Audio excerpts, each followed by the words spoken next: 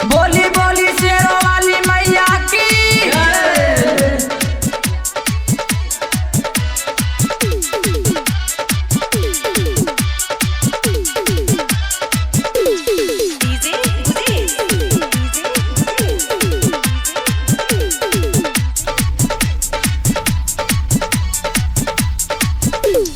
मैया खातिर चुनरी ले आवा जाके जैता पूर से।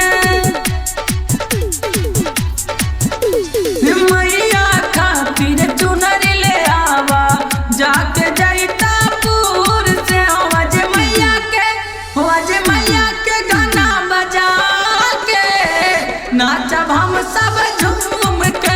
आज मैया के गाना बजा के नाचब हम सब झूम के।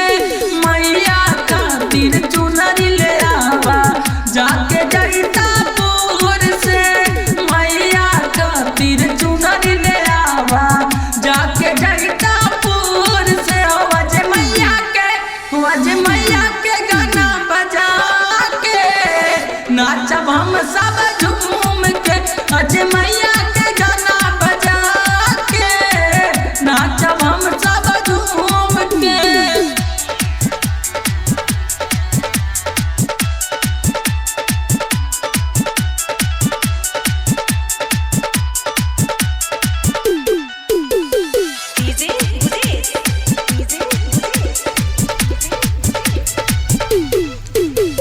देखा चारों ओरी मचल हंगामा सबके जुबा पर मैया के नामा।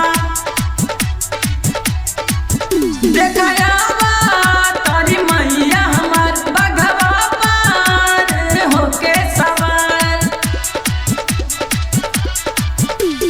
सब लोग मिलके आरती उतारे मैया देते आशीर्वाद हो। सब लोग मिलके आरती उतारे मैया देते आशीर्वाद हो।